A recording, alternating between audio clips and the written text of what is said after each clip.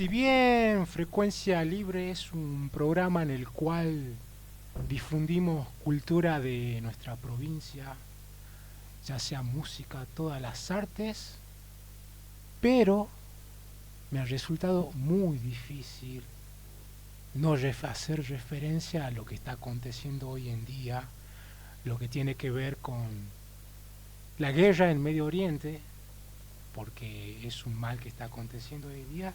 Y quiero decir algunas palabras, una opinión, no es información, es solamente una opinión de mi parte. Y es que estoy escuchando muchos que dicen, bueno, estoy a favor de Estados Unidos, estoy a favor de Irán, estoy a favor de Israel. Creo que toda esa gente que están ahí, que son los líderes, creo yo que no son más que títeres. Sí, títeres. Los que hacen esta guerra son los que están más arriba, en la profundidad de las sombras, que son los titiriteros. Ojalá, ojalá, algún día esa gente caiga, para que este mundo tenga realmente paz. Y nosotros, que formamos parte de la granja humana, muchas veces nos aterramos al ver todo esto lo que está aconteciendo, sí, porque ellos viven de nuestro miedo, ellos se alimentan de esa energía. Estos seres, ojalá algún día caigan, sí, esos titiriteros que nosotros no vemos, que están en la profundidad de las sombras. Y quiero que escuchemos una canción que, creo yo, ilustra estos momentos que estamos viviendo. Y suena así de esta manera.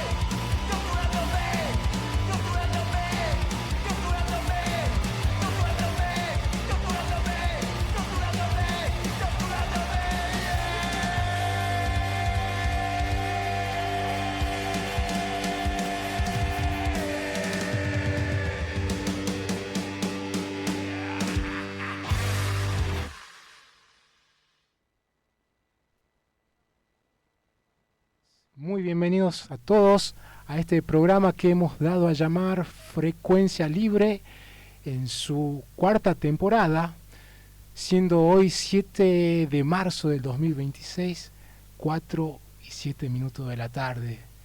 Y acá saludo a mi compañero Ricardo Sosa. ¿Cómo estás, Ricardo? Hola, Gastón. ¿Qué tal? Muy bien. Buena tu editorial. Muchas gracias. Y un abrazo enorme a nuestra audiencia, nuestra querida audiencia. Por supuesto, muy buenas tardes a vos que estás del otro lado. Qué momentos estamos viviendo, ¿no? En este mundo, ¿no? Sí. Mundo oscuro. Muy difícil. Muy difícil. Bueno, Muy ojalá, difícil. ojalá termine todo esto. Pero bueno, hoy tenemos unos temas bastante interesantes para tratar. Sí. Vamos a hacer la continuación de la historia de Juan Bautista Alberdi, pero esa su beta desconocida que ya hemos hablado muy poquito la semana pasada en el programa anterior, que es su lado artístico musical. Claro. Exactamente. Y después, bueno, vamos a hablar sobre la historia del bajo. Exactamente. Mítico lugar de nuestra provincia, Claro, de acá de la ciudad. La historia como historia en sí, pero también de algunos fenómenos llamados paranormales ahí en esa zona. Sí. Sí. Muy interesante. Muy interesante. ¿Qué opinas si vamos para adelante con la... Sí, bueno, entramos en materia. Sí. Para quienes el programa anterior no estuvieron, Sí. bueno, habíamos dicho de que hay una faceta de nuestro prócer que prácticamente es desconocida y se refiere a su faz musical, creadora, de minués, de valses, muy, muy bueno. Sí. Ahí mientras tanto le vamos diciendo a César que vaya buscando Vals en Fa mayor de Juan Bautista Alberdi, que es hermosa obra de él. Pero mientras tanto vamos desarrollando. Sí, en el programa anterior pusimos una hermosa obra de él que es Figarello. Sí, preciosa. Que ahí lo estamos escuchando de fondo, sí. ¿Está sonando? Porque sí. no tengo los Sí, auriculares puestos. Preciosa, digamos, un minué. Sí. Y esa faz, por lo menos a mí me llamó la atención, y llegamos a esa faz un poco atraídos por una oferta en cuanto a charlas que vimos ahí en el Centro Cultural, y nos atrajo eso, la parte musical de Alberdi, porque cuenta la historia que antes de su vocación como jurista, antes fue su vocación por la música. Claro, de muy joven. Desde jovencito. Jovencito. Claro, él estudió en el Instituto de Ciencias Morales en Buenos Aires, y ahí ya se veía la pasión de Alberdi, de Juan Bautista, por la música, y sobre todo por su faz de músico ejecutante de piano. Claro. Y vos sabés, Gastón, de que ahí en ese colegio él tuvo un problema. Se comenta de que ha tenido que abandonar ese colegio porque se cree de que Alberdi era todo un... Sí, a ver, decilo en términos bien coloquial. Un cachafá. Un chetito, un caballero. No, era un cachafá. Era un cachafá. Le gustaba tanto la música que a sus compañeros lo incitaban a que aprendan piano, ergo escaparse del colegio. Era todo, era muy... Pero sin embargo nosotros vemos su busto, un rostro así muy serio, fuerte carácter. Claro. Era un ser humano, Exacto, exacto. como cualquiera. Pasa de que, bueno, tanto la historia... Bueno, yo creo que también hay que tener en cuenta que también era parte de su juventud, de su adolescencia, ¿no? Generalmente sí. es así, muy enérgico. Sí. Se quiere llevar el mundo por delante. Bueno, hay que tener en cuenta que también estamos hablando del Alberdi joven. Claro. Pero también una época también muy conservadora, muy de lo, ¿no? Maca, Tucumán. Bueno, exactamente. Una época muy conservadora. Sí. Y digamos que por ahí... Pero se podría decir que era un rebelde. Era un rebelde. Sí, claro. Era un rebelde. Aparte que tenía una memoria, tenía una inteligencia muy lógica. Y eso lo llevó a ser autodidacta. Y se comenta de que, bueno, él piano prácticamente aprendió solo y estuvo influenciado por un músico, un español, que se especializaba en flauta. No me acuerdo precisamente ahora el nombre, pero que tenía mucha influencia acá en el país en ese momento. Y él se inspiró también en él, como que también después se inspiró en la generación del 37, de los intelectuales, de los músicos, y bueno, tenía una gran inteligencia. Y eso lo llevó, bueno, al cultivar su música. Y para los oyentes que quieran escuchar la maravilla de Juan Bautista Alberdi como músico, bueno, pueden encontrar su obra en YouTube.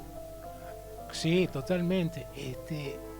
Repitamos el nombre de la conferencista que ha hablado sobre... Bueno, todos estos datos, nosotros fuimos a una conferencia de Carolina Loesic. Claro, que ha sido más precisamente en el Museo Nicolás Avellaneda. Claro, ha sido precisamente un 10 de diciembre del año pasado. Bien. A la tarde, noche, y Carolina Loesic, ella es abogada, procuradora, y a su vez es pianista, y tiene diplomaturas, sobre todo de estudios de la música del norte del país, y tiene también estudios en la Universidad de Cuyo, y también en la Universidad de Buenos Aires, que tienen que ver estos estudios, estas diplomaturas y posgrados con esencialmente la música. De ahí sacamos todos estos datos. Después también, bueno, nosotros investigamos por nuestra propia cuenta. Sí. Y sí. Él tenía una especie de revista llamada La Moda. Claro, o sea, sí, bueno... como que también tenía una comparsa. Claro, en la cual se integraban jóvenes porteños, porque sí. Eso ha sido en esa época, cuando él estaba viviendo en Buenos Aires. Exacto. Y compone una obra llamada Canción para la comparsa de Momo. Claro, porque la comparsa de él se llamaba Momo. Exacto. Así que fíjense, yo la verdad cuando la escuchaba a Carolina, bueno, es como que, bueno, no digo no podía creer, porque lo que ella cuenta en sus conferencias, obviamente es algo muy estudiado por ella, pero sí me llamó la atención. Me llamó la atención. Sí. Claro, de nuevo, a ver, todo cuando vemos el gusto de él, todo serio, ¿sí? De gran carácter.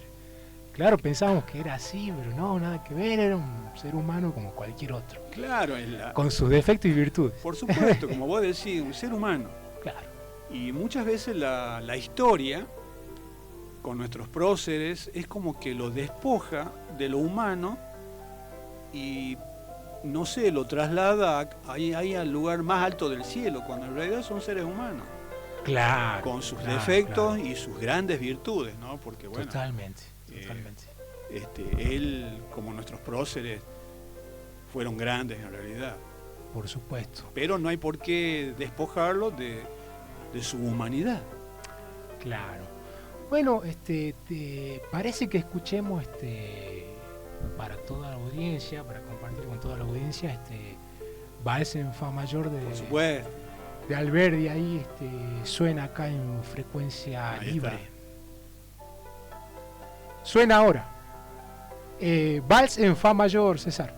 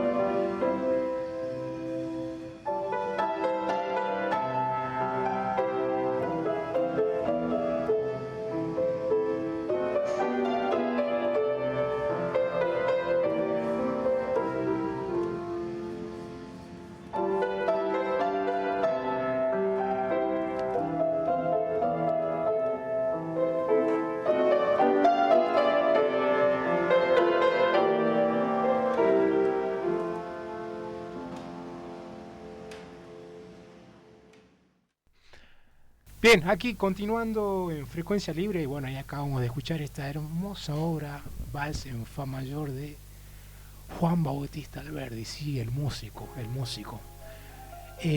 Bueno, la vez pasada, el sábado pasado, habíamos hablado acerca de una personalidad destacada de nuestra provincia, de Jorge Paverini, un autodidacta que vivía aquí cerca en la calle Muñecas 42, vivía él, bueno, donde se organizaban grandes tertulias con gente de la clase política, y bueno, mucha gente concurría a él para hacerle preguntas, porque veían en él una persona muy culta, entonces bueno, acudían a él para pedirle algún tipo de consejo y todo eso, o sea que lo tenían como el consejero. Jorge Paverini se llamaba este hombre, pero también habíamos hablado de otro Paverini, Pablo, que es el actual ejecutante del órgano de la iglesia catedral.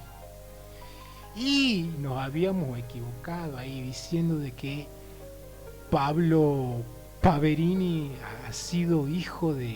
es hijo de Jorge Paverini. Pablo Paverini, hijo de Jorge Paverini. Pero bueno, no dan ahí los cálculos matemáticos, cronológicos, porque él muere en 1923, si no mal recuerdo, Jorge Paverini, y Pablo Paverini vive todavía, así que medio que no. Sí, no, Ricardo. No. En realidad me equivoqué yo. Ajá. Pero haciendo cálculos, Sí. y en honor a la verdad, porque después nosotros analizamos de nuevo lo que decimos, y obviamente si cometemos algún error, lo decimos, nobleza obliga. Por supuesto. Y claro, no cerraba, o sea que No Jorge, si fallece en 1923, Pablo no puede ser hijo de Jorge. Claro. Porque todavía Pablo vive. Vive. Y no es una persona, digamos, de mucha edad. Claro. Así claro, que bueno. Claro. Sí, no debe pasar los 60, Jorge. No, Pablo. Así No. que bueno, ahí hubo un error, así sí, que seguramente queremos corregir. Parentesco tiene con él. Claro, seguramente. Seguramente. Porque si analizamos la tradición familiar, es toda una tradición de músicos. Claro. Y bueno, él sigue, pero bueno, no es el hijo de Jorge, claro. como yo había asegurado. Claro. Pero bueno, pariente. Sí, pariente, perfecto. Seguramente. Y también también había quedado yo en averiguar sobre el gobernador que había convocado para que la iglesia catedral se construya. Claro. Y Celedonio Gutiérrez, y en realidad Celedonio Gutiérrez tuvo 3 periodos, pero llamó o se comunicó con nosotros Tincho Sánchez Anse, Sí. siempre él está atento, y nos comentó por mensaje que Celedonio no había visto la catedral concluida. Y Tincho tiene razón, porque termina de construirse en 1856 y Celedonio Gutiérrez había sido destituido en 1854. Por lo tanto, no la vio concluida. Claro. Entonces, Tincho, querido Tincho, tenés razón. Claro, la habrá visto, digamos, ya la habrá no visto como después gobernador, cuando sino pasaba, como civil. Claro, pasaba con la familia. Pero Claro. él como gobernador no Claro. la vio. Claro. Justo Bueno, en ese momento ya estaba destituido. Bien. Y pasó también de que, bueno, ¿Por qué habrá sido esa destitución, no? es que era esa pelea entre unitarios, federales, hubo todo un problema ahí. Ah, bien. Entonces, bueno, repito, tenía razón Tincho. Bien. Así que Bueno, muchas ahí, gracias, ahí a Tincho. propósito le mandamos un saludo a Tincho que nos está escuchando y dice, está callado Wasserman, dice. No, Bueno, ahora está ausente el hombre hoy. invisible. Hola, Wasserman, ¿cómo andás? Está el alma de Wasserman acá. Sí. No está. Aunque no lo veamos, como dice la canción, ¿no? Sí. Y bueno, continuando con historias, porque estamos haciendo alusión a la historia de Tucumán, vamos a hablar sobre un lugar icónico de nuestra ciudad, más precisamente el Bajo. Claro. El Bajo. ¿Qué tenés para decirme, Ricardo? Sí, mira, en realidad hablar del Bajo es meterse en un terreno bastante movedizo hasta el día de hoy, ¿no? Digamos que esa zona, Ahí estamos viendo. ahí estamos viendo, claro, eso es una foto en sus comienzos. En sus comienzos.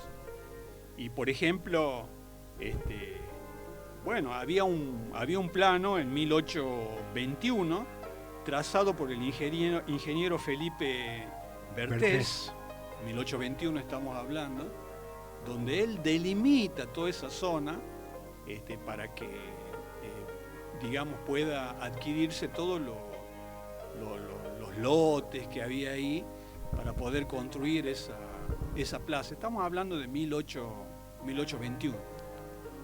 Bien. Que primero se llamó Constitución. Plaza Constitución. Exactamente. Bien.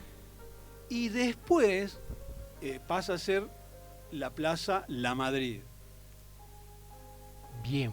¿Por qué se llama la Plaza La Madrid? Pasó a ser, porque ya teníamos un prócer en ese momento. Entonces por eso se sacó el nombre Constitución y pasó a llamarse Gregorio Araoz Claro. de La Madrid. Claro, pero en 1877 se inaugura esta plaza, primero llamada Constitución, y luego en 1895, por motivo del centenario del nacimiento del general Gregorio Araoz de La Madrid, en honor a él se le pone Plaza La Madrid. ¿no? Exactamente, Bien. exactamente. Lo que también hay que tener en cuenta que, ahora, si nos fijamos en acá en la foto, vamos a ver en el fondo la estación, Bien. que ya está construida la estación, la estación central norte, ya estaba construida. ¿Por qué? Porque si recordamos, Avellaneda ya en 1876 trajo el ferrocarril para acá, para Tucumán. Se comenta que él mismo vino en ese tren en la inauguración. Repetimos, es 1876,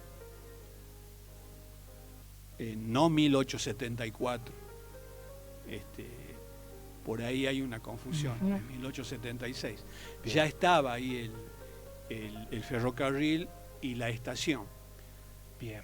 Y había la necesidad de un espacio al frente de la plaza, al frente de la estación, y bueno, la necesidad surgió y se comenzó a hacer esta plaza. Mira, otra cosa que me llama la atención es que el río Salí, el famoso río Salí, llegaba hasta lo que es hoy la actual Avenida Sáenz Peña Avellaneda. Claro, claro. Después con el tiempo, el cauce, bueno, es como que se aleja, ¿no? Claro, Y se retira, digamos, a su actual lugar. El cauce, en ese momento, por supuesto antes de que se lleve a cabo la construcción, por así decirlo, de esa plaza, el río Salí cambia su curso. Claro, claro.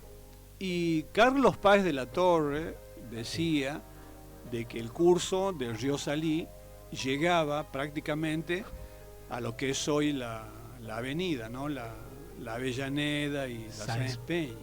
Sí.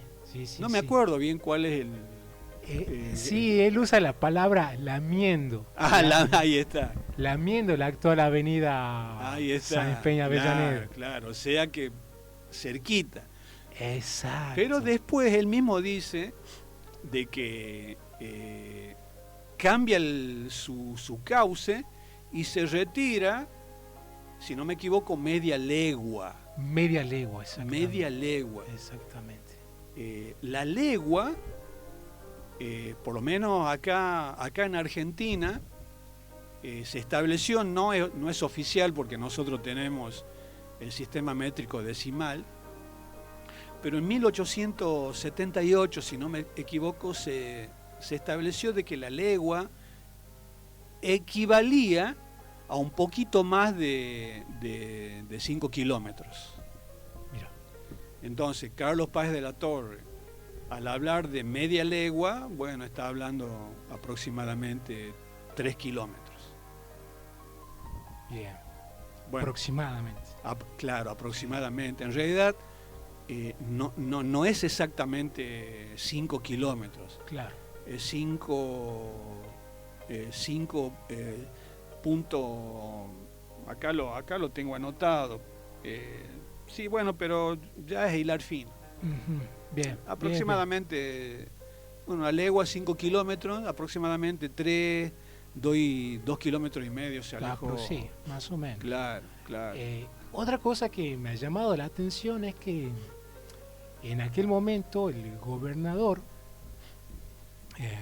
Benjamín Arauz, por pedido de el intendente de aquel entonces, Carlos Vera, ha pedido que se expropie 10.146 metros de lo que iba a ser después la plaza, ¿no? ¿Qué es lo que hace el gobernador? Envía un proyecto a la legislatura y se sanciona esta ley un 30 de noviembre de ese año, y los expropia a los vecinos. Acá los nombra. A Carlos Castellanos le expropia 6.000 metros, a Juan Celada le expropia 1.990 metros, a Pedro Navallo 1.309 metros y a Patricio Heredia 844 metros. Bueno, dice que cada terreno tenía construcciones de escasa importancia. Y bueno, han sido demolidas por la municipalidad, ¿no?, que afrontó los gastos de esta expropiación. Sí, hay un dato curioso, ¿no?, que a mí me llama mucho la atención y hasta me causó gracia, porque el intendente, como vos decís, Carlos Vera, claro, pide al Ejecutivo la expropiación, y acaba el dato, de 10.146 metros con 33 centímetros. Ah, sí. Exacto, ¿no? Escuchame, o sea, preciso. Súper preciso, con 33 centímetros, ojo, ¿no? Sí. Claro. Bueno, está claro. bien, era, qué sé yo, bueno, está bien. Claro, y O después sea, la intendencia de Zenón Santillán construye, dice, jardines de la plaza. Y escucha bien, la rodea de cadenas claro, para evitar la entrada, bueno, de animales. exactamente, Todo eso, ¿no? exactamente. Y bueno, también para que la vecindad no entre a hacer no, Desmanes adentro. claro, o intente usurpar. Pero bueno, a la gente no le ha importado nada. ¿Y qué es lo que ha Sí. hecho? Ha estropeado el lugar. Exactamente. Se han metido. Ya en 1923, una nota periodística en uno de los diarios de acá de Tucumán señalaba ya el destrozo que, digamos, ya la gente había llevado a cabo en la plaza. Ya el césped no existía, Claro. y los pocos árboles que se habían plantado ya estaban todos destruidos. Claro, o sea, sí. O sea, fíjate que ya en la época ya destruíamos todo, sí, ¿entendés? Sí. Qué Bueno, bárbaro, escuchá, ¿no? ya estaba colmada de vendedores ambulantes. Estamos hablando de 1923. ¿No? Claro. Y eso, Gastón, a raíz de la propia estación de ferrocarril, porque el tren salía hacia el interior y venía gente del interior. Claro. Entonces te imaginas, claro, iban todos al bajo a vender sus productos. ¿Y Claro, dónde, sí, ¿y dónde se recién instalaban? En 1960, la intendencia de Ramón Isauro Martínez inició, de acuerdo a una ordenanza de 1959, la construcción de las obras de la estación terminal, que ocuparía todo el ámbito. Claro, porque existía, según Carlos Páez de la Torre, había un problema ahí. Un poco la terminal se hizo por una necesidad, porque los ómnibus que venían del interior, claro, la gente se bajaba para ir a tomar el ferrocarril. Era un mundo de gente ya, y la terminal todavía en ese tiempo, en ese momento no estaba ni siquiera iniciada, y las líneas, los ómnibus paraban ya en la plaza. Entonces, Claro. un poco surgió ya la necesidad de blanquear eso, por así decirlo, y definitivamente construir la terminal. Obviamente estaba el edificio de la terminal, Claro. con la plaza, ¿no? Con la Plaza Alberdi. Perdón, con la Plaza La Madrid. Y hubo un momento en que, bueno, se inauguró ambas, tanto la plaza como la terminal. Y eso lo llevó a cabo una intervención de acá de Tucumán, que acá lo tengo anotado, que es la intervención de Juan Padrós. Exactamente, sí. Que inauguró el conjunto en 1963. Claro, exactamente. Y hay algo, ¿no? ¿Qué pasó? Había una escultura de Bernabé Arauz, de Gregorio Arauz de la Madrid. Claro, obra de Ángel Dato. Tal cual. Sí. Pero ¿qué es lo que pasó? En un momento determinado se sacó esa escultura de ahí y se la trasladó al Parque 9 de Julio. Bien, acá nos manda una interesante pregunta Tincho. A ¿no? ver. Que es para pensarla. A ver. Dice, o sea, que el obispo Colombre, para ir de la Plaza Independencia a su casa del parque, tenía que cruzar por el río.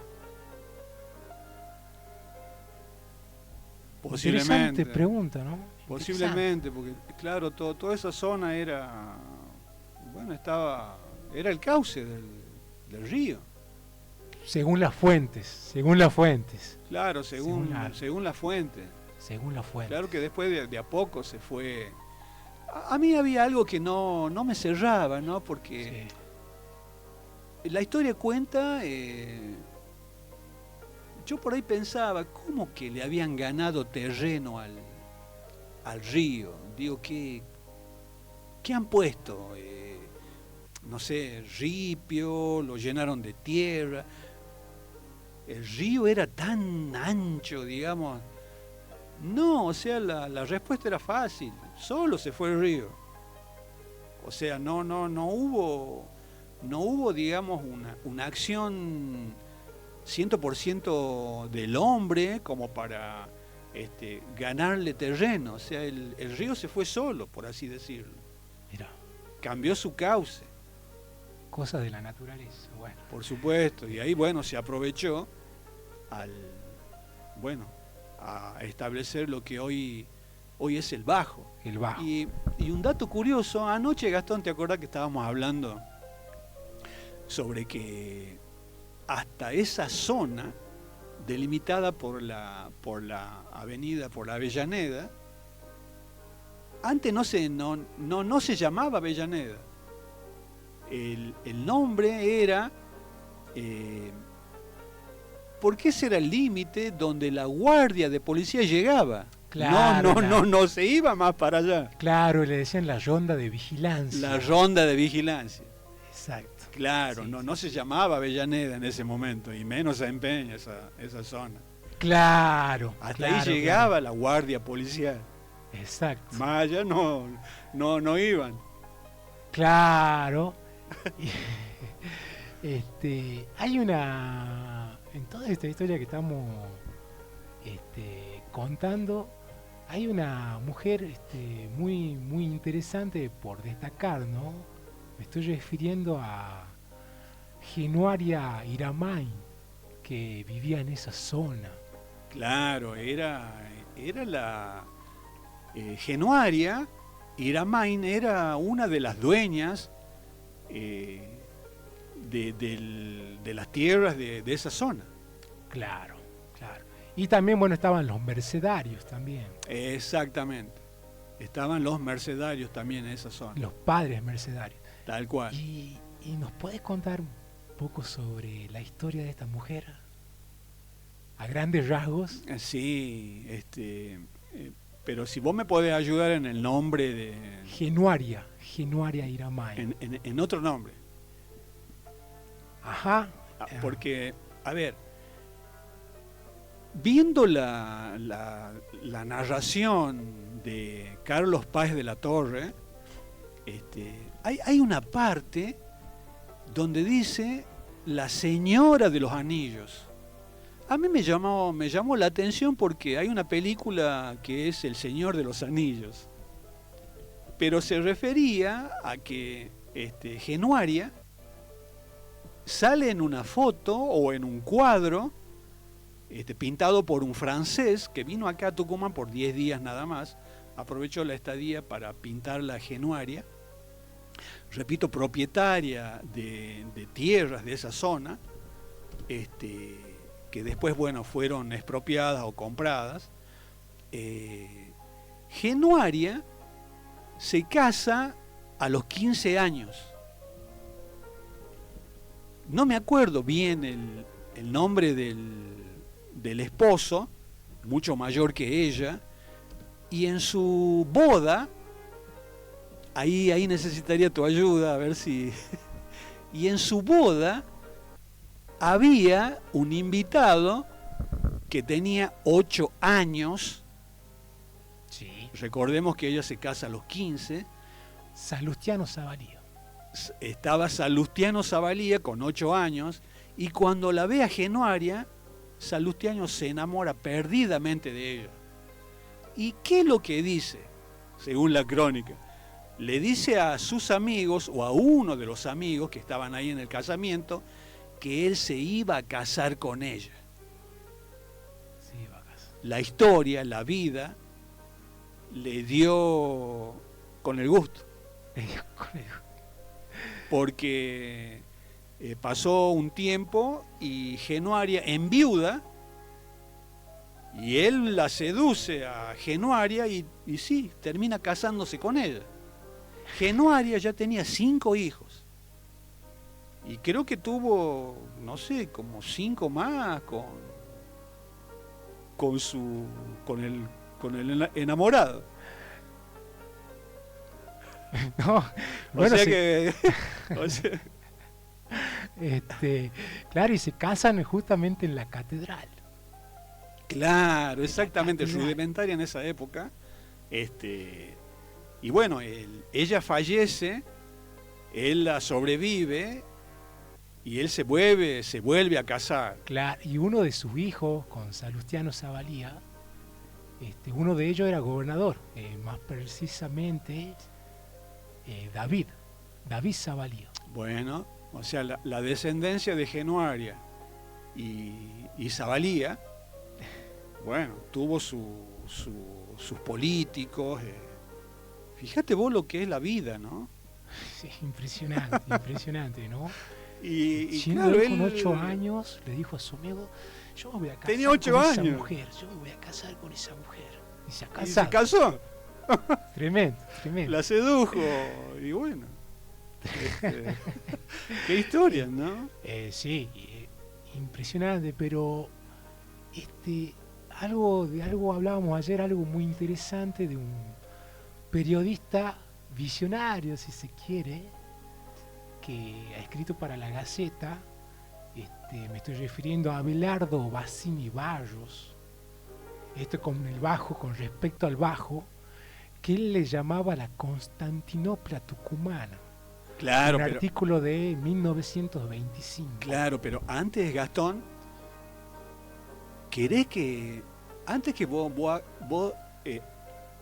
hables del relato Sí, que cuenta, es como que si este periodista estuviera hablando del hoy del bajo? Es increíble. totalmente, totalmente. ¿Qué te parece si nos entramos a los fenómenos paranormales de esa época en el bajo? ¿Qué te parece? A ver, ¿Ah? por favor.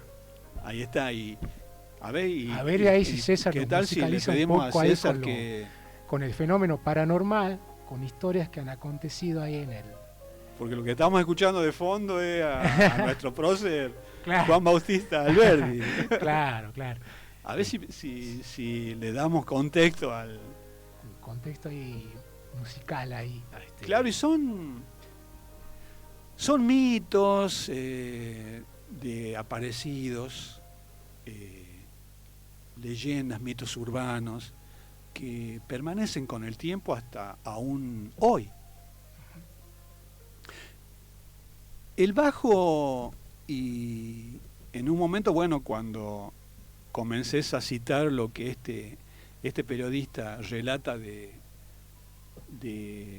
lo que era la realidad del bajo en ese momento, se van a dar cuenta de que, bueno, como había comentado, es como que hoy en día está hablando él de lo que es el Bajo, digamos, un lugar oscuro, Ujú.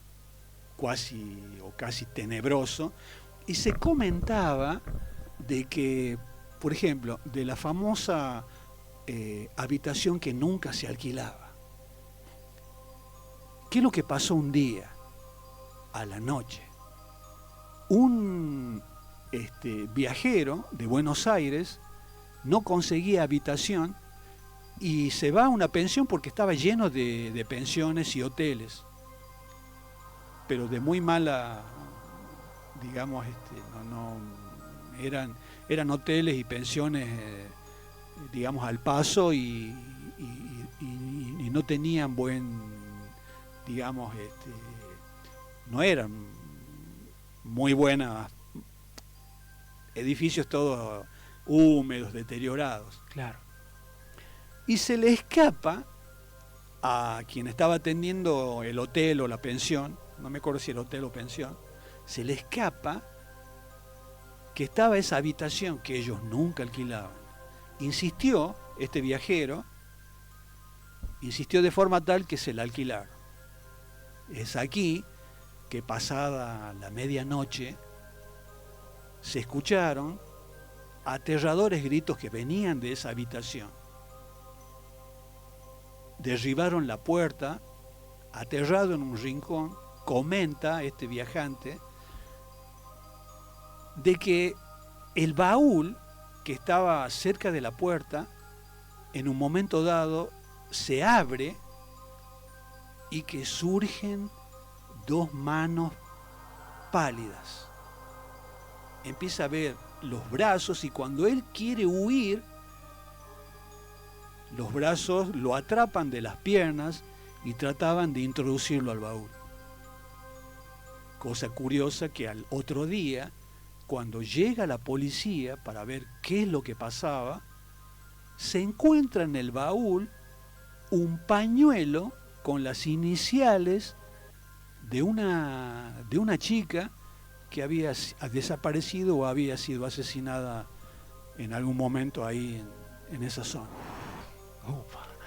Después había otra, Sí. ¿no? De un Después, ser. después también está el caso de la niña de de la parada 12. O sea, ahí siempre en la terminal, ¿cómo podría explicarte? Donde paraba un box, Sí. el número 12, aparecía una niña vestida con ropaje antiguo y que los guardianes de ahí, de la zona, siempre la veían. Y hubo un momento en que uno la encaró y esta niña le preguntó si ya había venido tal o cual colectivo, porque decía que estaba perdida y que estaba esperando que el padre la pase a buscar. Pero es aquí de que en algún momento esta niña vestida de blanco, bueno, desaparece. Y bueno, se comenta que hasta el día de hoy por la zona esta chiquita sigue apareciendo. Sigue apareciendo. Mirá. Sí. Y también está el caso del vampiro del Bajo. Mirá. En la famosa habitación número 7. ¿Ves, Gastón, que estamos hablando de hoteles, habitaciones? Porque en ese momento, tanto en la parte de la terminal, se bajaban y después, claro, querían hacer el transbordo hacia el ferrocarril. Entonces esa zona estaba llena de pensiones, hoteles, hospedajes. Y en la habitación número 7, un día, a uno de los viajantes, según el relato de él, le aparece una persona bien alta, con sobre todo, pero estaba en el mes de diciembre, y el sobre todo negro digamos, le llegaba hasta abajo de las rodillas. Cosa curiosa, digamos, porque era pleno diciembre, por supuesto, le apareció en la habitación, aterrado, pudo comprobar de que este ente o esta persona se comenzó a desaparecer como entrando a la pared. Cuando él toma contacto con él, aparte era tan delgado como un esqueleto, decía el relato, nota que los ojos no tenían brillo. Entonces, bueno, estaba aterrado, pero ¿por qué le llaman el vampiro? Desaparece, o sea, se apoya contra la pared, pero desaparece en la pared.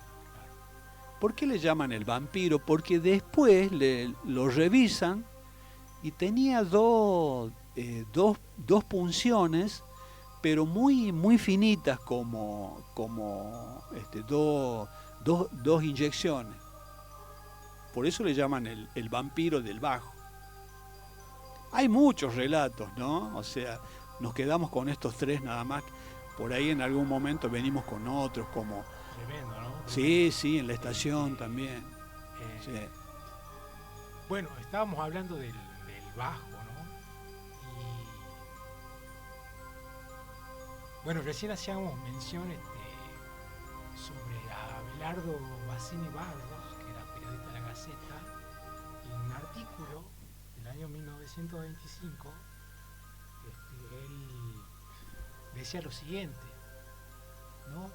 Allí hay de todo, negocios diversos, mezcla informe, razas múltiples, idiomas heterogéneos, bullizos raros unidos a una inquietud, a una lucha titánica por el pan cotidiano, fondas, posadas, hoteles, casas de comida, heladerías, tiendas, casas de fígaros, fruterías, negocios diversos y diversidad de tipos, pintoresco rincón sucio, informe, como deben ser los valles de Constantinopla, dice. Afuera la luz de los claros días tucumanos muestra en desnudez cruda el abigarramiento de seres y cosas. Adentro una oscuridad tenue vela las mercancías y los vendedores. Figones oscuros, húmedos, inadecuados sirven para la vivienda del pueblo. Cuartuchos iguales, donde el sol no penetra nunca. Allí el pueblo come y descansa de las rudas fatigas. Mercaderías elaboradas sin noción de nada, comida guisadas con ingredientes que son nocivos y malos. Los expendedores, tipos extraños, tienen en sus caras rictus y gestos de regocijo incomprensible. Cantan y ríen en medio de esa inquietud de hormiguero humano. Relataba así Abelardo Bassini Barros para la Gaceta de 1925. Claro, la verdad que ¿no? Sí, tiene razón. Sí, un poco describe lo que hoy en día también. Sí, hoy en día también es terror. Bueno, y para ir terminando, vamos a ir a quiero enganchar, porque recién estábamos hablando del vampiro, que vos hacías alusión al vampiro del Bajo. Vos me habías comentado algo muy interesante anoche al respecto también. Sí, es que esto ya no tiene nada que ver con el Bajo, sino más bien con el sur de la provincia, más precisamente en Monteros. ¿no? Montero. Mitad de siglo en la ciudad del sur tucumano y los calores del verano, convocan a dejar abiertos los póstigos a la noche para que se refresquen las habitaciones. Pero había un hombre llamado Florencio Roque Fernández. Él en una ocasión decide ir al cine, ¿no? Y va a ver la película Drácula. Y acá, César, quiero que me vayas preparando Canción de Drácula de Germán Paz. Va a ver Drácula, ¿no? En el cine, claro. En el cine. Y este hombre se mimetiza tanto con el personaje de Drácula interpretado por el actor Bela Lugosi que decide llevar a cabo una serie de crímenes en el sur de la provincia, en Monteros, como le decía. Mira. ¿Cuál era su modus operandi? Él iba de noche y sus víctimas solían ser mujeres. Se metía a la ventana, la golpeaba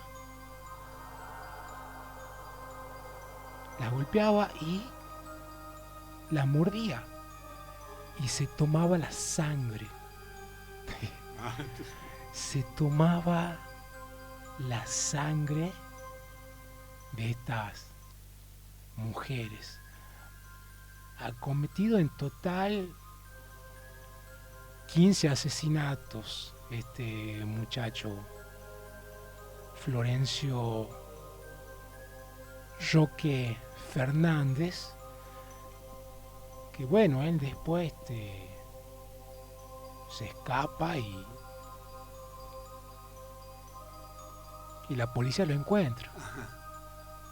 Lo detiene y bueno, se le ha encontrado con que bueno, tenía una serie de trastornos a nivel mental, claro, así que bueno, hasta aquí hemos llegado. Quiero agradecerte, Ricardo, por favor. a vos, César, y a toda la audiencia por escuchar este programa. Y quiero que cerremos con Canción de Drácula de Germán Paz. Y si Dios quiere, nos vemos la semana que viene. Que tengan una excelente semana. Un gran abrazo. Chao.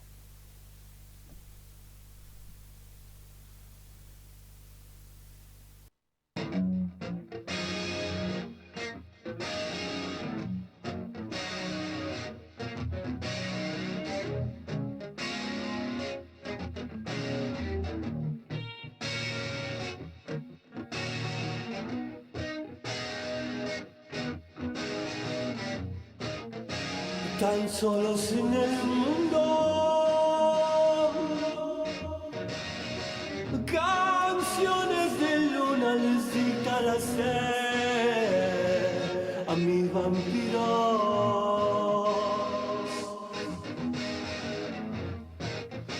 Qué inmenso que es el mundo, dame la fuerza para incendiar ciudades. Es la misma baba blanca de las horas que amenizan tu nostalgia. Es el mismo circo grande del crepúsculo consiguiendo emocionar la sala. Partiré de Transilvania,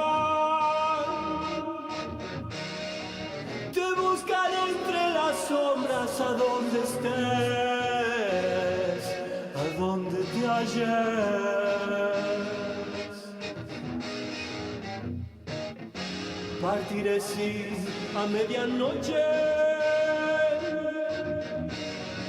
Me saludarán al pasar mis queridos lobos por el bosque. Es la misma baba blanca de las horas que amenizan tu nostalgia. Es el mismo circo grande del crepúsculo, consiguiendo emocionar la sala.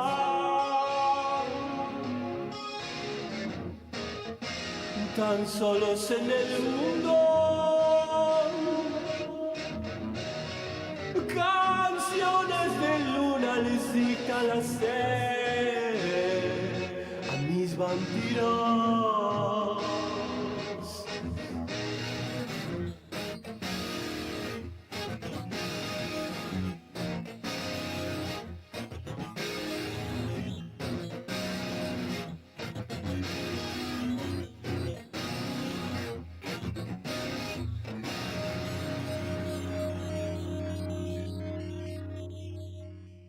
Es la hora 17:03.